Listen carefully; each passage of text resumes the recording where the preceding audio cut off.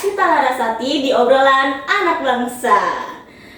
Hari ini nih di studio rame banget karena kita akan membahas sesuatu yang temanya agak berat, tapi sebenarnya itu ada di kehidupan sehari-hari kita banget, dekat banget sama kita.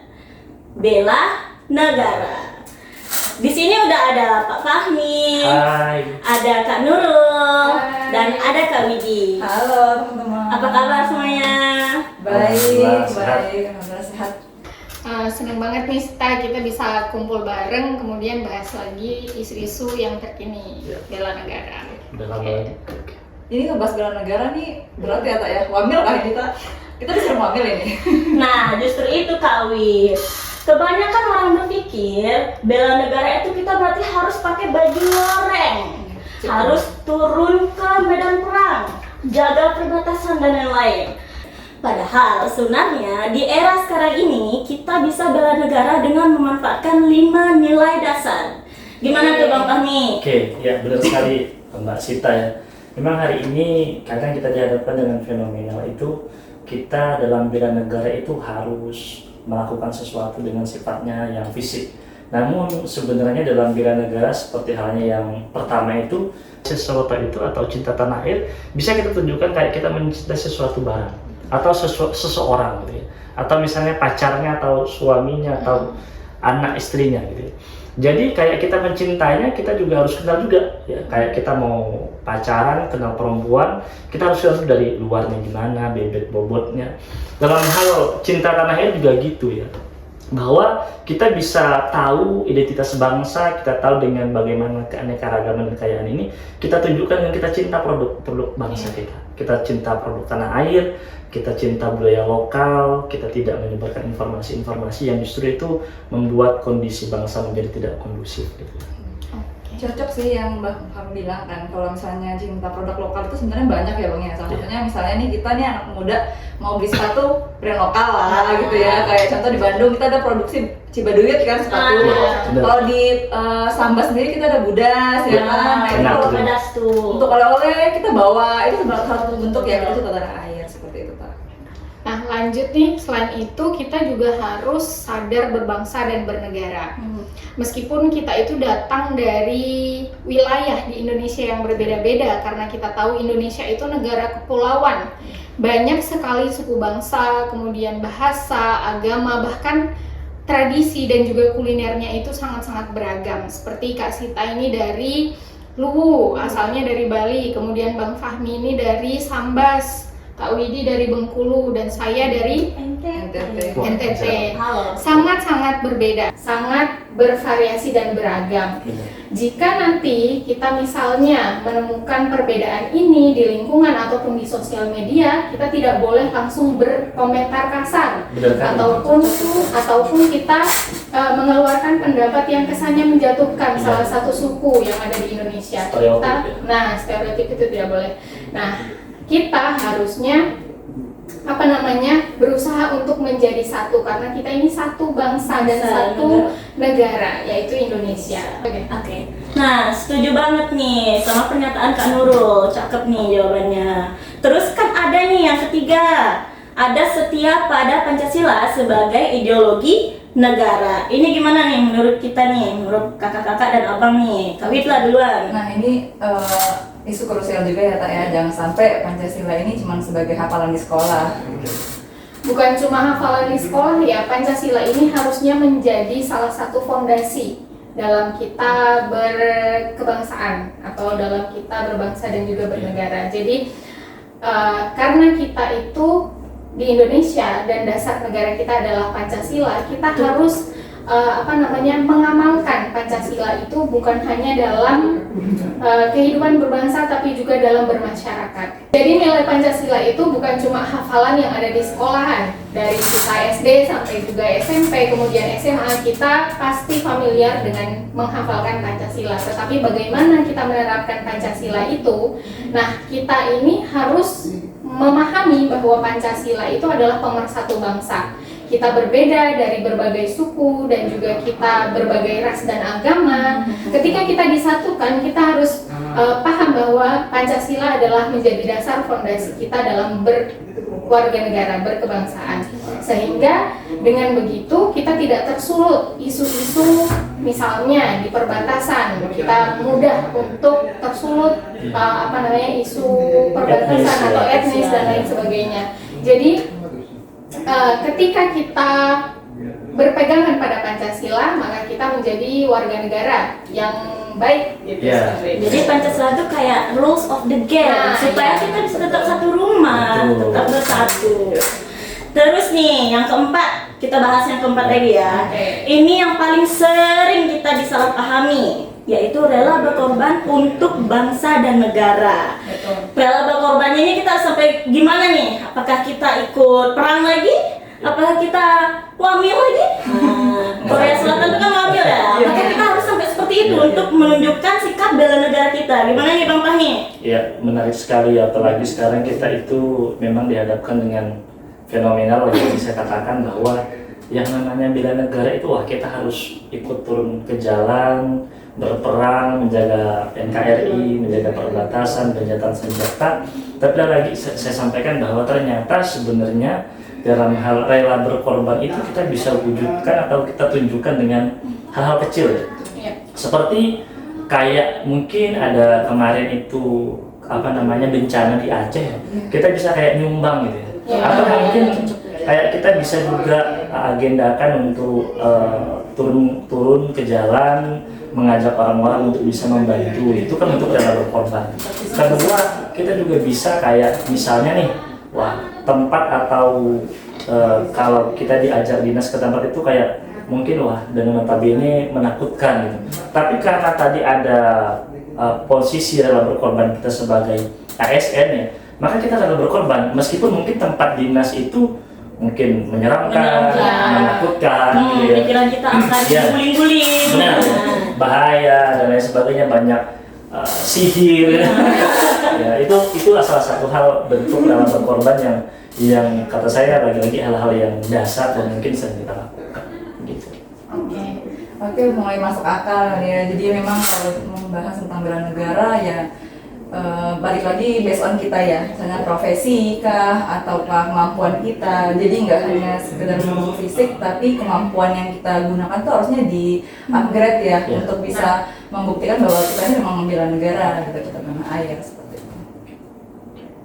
Oke, benar. Dan juga terakhir itu ketika kita cermati lagi ada namanya kemampuan awal bela negara. Jadi kemampuan awal bela negara di sini bukan berarti kita harus jago karate dengan pakai pakaian karate, kemudian kita bertanding fight, tetapi di sini kita sehat jasmani dan rohani, kemudian kita berpendidikan, kita sekolah, kemudian kita menjadi dosen dalam hal ini di Politeknik Negeri Sambas, dan kita mengajarkan ilmu kepada anak-anak yang berada di perbatasan negeri.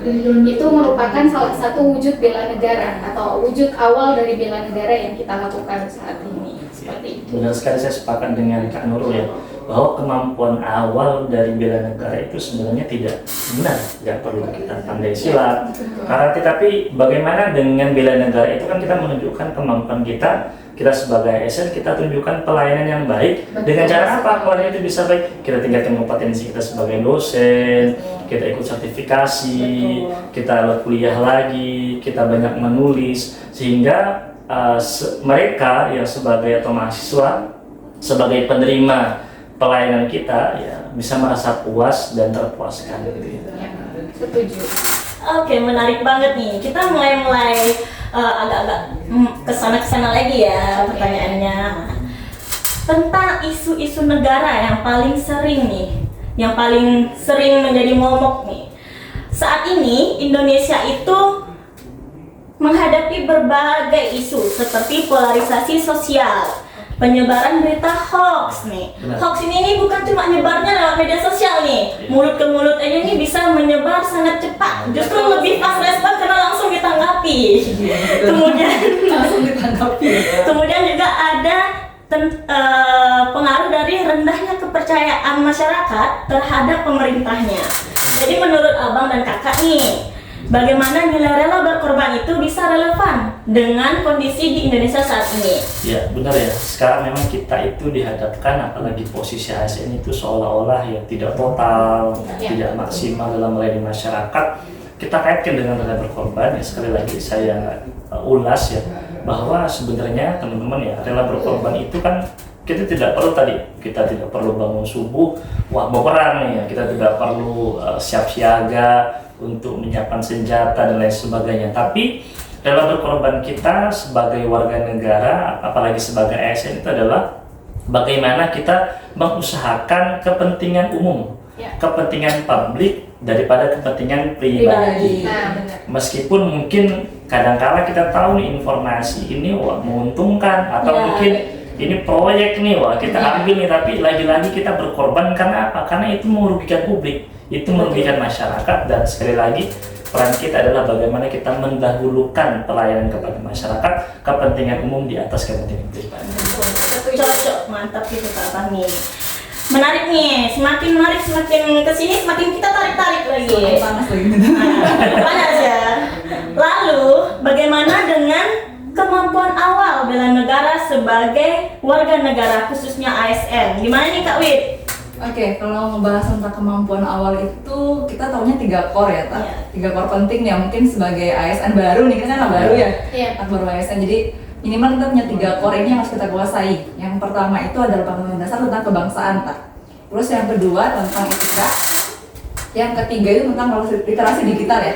Jadi 3 core utama gitu. Nah, dengan adanya kita menguasai gitu ya, mulai untuk menjalankan core ini di kehidupan sehari-hari sebagai ASN baru nih, kita tuh jadi bakal lebih bijaksana ya, lebih wise terhadap isu-isu yang kita dapatkan, yang kita konsumsi sehari-hari gitu. Jadi jangan sampai jempol kita ini liar gitu tanpa ada aturan gitu kan ya. Jadi usahakan ketika kita sudah menjadi ASN gitu kan ya, kemampuan awal ini kita terapkan, sehingga nanti kita sudah bisa memfiltrasi gitu ya, kita sudah bisa menyaring mana nih yang isu hoax, mana nih yang ujaran kebencian. Makanya jangan sampai kita malah jadi yang membakar kan. Kita yang berkeruknya, kita yang nambahin bensin ya Kak ya. Jadi kita harus mengamalkan kemampuan awal itu. Oke, jadi gimana nih keterkaitannya antara rela berkorban dengan kemampuan awal bela negara? Sebagai ASN ya? Ya, sebagai ASN. Sebagai ASN, keterkaitannya antara rela berkorban dan juga kemampuan awal ini menjadi sebuah fondasi ya. Kalau bisa dibilang kemampuan awal ini yang nantinya membuat kita sebagai ASN baru ini bisa berdampak.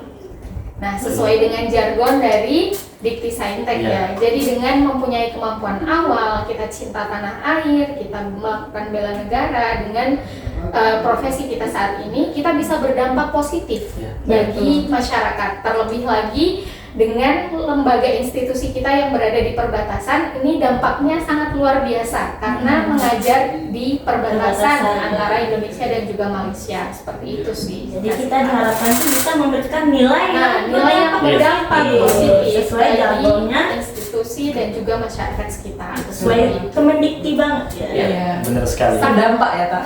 Bagaimana kita itu, kalau menurut saya bukan hanya sekedar, kalau kita kaitkan ya, bahas kita itu harus berdampak. Selain kita adalah berkorban, maka benang merahnya adalah bagaimana dampak itu juga bukti dari dalam berkorban itu. Misalnya kita dengan belajar, misalnya kita meningkatkan kompetensi kita, meluangkan waktu. Wah, saya ini rela S3 walaupun anak saya 1, istri saya masih muda gitu.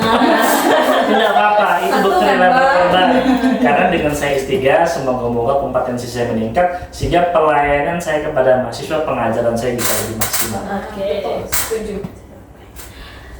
Kita nih udah sampai di sesi mulai ke akhir, mulai penutup ya. Jadi, kalau kita rangkum, bela negara itu lebih ke mindset ya. Mindset tentang bagaimana cara kita menunjukkan cara kita membela negara kita. It is not about kita keliling pagi-pagi membawa bambu runcing untuk melawan penjajah, tapi ini lagi kita meruncingkan mindset kita untuk men-show, untuk memunculkan jiwa bela negara kita dari hal-hal kecil yang sebisa mungkin kita lakukan nih ya. Jadi gimana nih Kak Wid? Apakah ini sudah mulai ringan atau masih terasa berat nih? Jujur sih udah mulai ringan ya tak topiknya. Mungkin kalau rekan-rekan di bawah kita ya Gen Z dan lain-lain itu mungkin merasa berat ya topiknya. Cuma coba didalami lagi deh teman-teman. Sebenarnya bela negara, esensi bela negara itu sebenarnya lebih luas gitu. Bahkan seperti kita ini kalau kita bekerja dengan profesional, kita mengasah kemampuan diri kita, kita upgrade skill, kita mungkin berprestasi mau di sekolah atau di kancah manapun ya dengan yang positif ya tak. Nah itu salah satu bentuk arti cinta bela negara ya teman-teman. Seperti itu. Ya, benar sekali ya dari Kak Widya, sepakat saya bahwa ternyata bela negara itu sangat luas sekali dan sangat besar sekali yang bisa kita lakukan ya. Dan memang dalam hal bela negara sekarang yang kita hadapi itu bukan lagi penjajahan fisik ya. Bahwa yang kita hadapi itu sebenarnya cukup kompleks. Apa itu kemiskinan? Kemudian bagaimana itu sumber daya manusia, kemudian bagaimana itu yang kita hadapi juga adalah transformasi digital yang begitu cepat sehingga dapat mengubah polarisasi sosial yang awalnya orang nggak ikut kayak TikTok ya dulu. Orang juga jadi TikTok itu merasa Anda itu dianggap gila gitu ya. Tapi sekarang wah kalau sekarang itu wah wajib gitu ya wajib karena kalau nggak gitu kita sudah ketiganya begitu sih. Intinya kita mulai dari dimana kita saat ini. Jadi dimana kita bekerja, kemudian institusi kita, dimana kita berada. Jangan hanya karena sejarah masa lalu lampau tentang daerah kita saat ini itu menjadi salah satu kemunduran bagi kita. Itu tidak seperti itu ya. Jadi Sambas yang sekarang ini adalah Sambas yang berkemajuan dan juga Sambas yang punya SDM yang unggul. Seperti itu. Wah, keren banget nih obrolan kita hari ini. Jadi Sobat Laksar, nggak ada alasan bagi kita itu enggak bela negara. Hal kecil saja sudah bisa menunjukkan kita bela negara. Mencintai produk Indonesia, mulai mengoptimalisasikan pekerjaan kita agar para penikmat layanan kita, seperti kalau kita ASN dosen berarti kita melayani mahasiswanya. Jadi kita mulai dari yang kecil, dari tempat kita berada. Seperti itu. Terima kasih Sobat Laksar. Saya Sita Larasati. Saya Bang Miardi. Saya Nurul Haisana. Saya Widya Sartika. Pamit undur diri. Sampai ketemu di episode Berikutnya.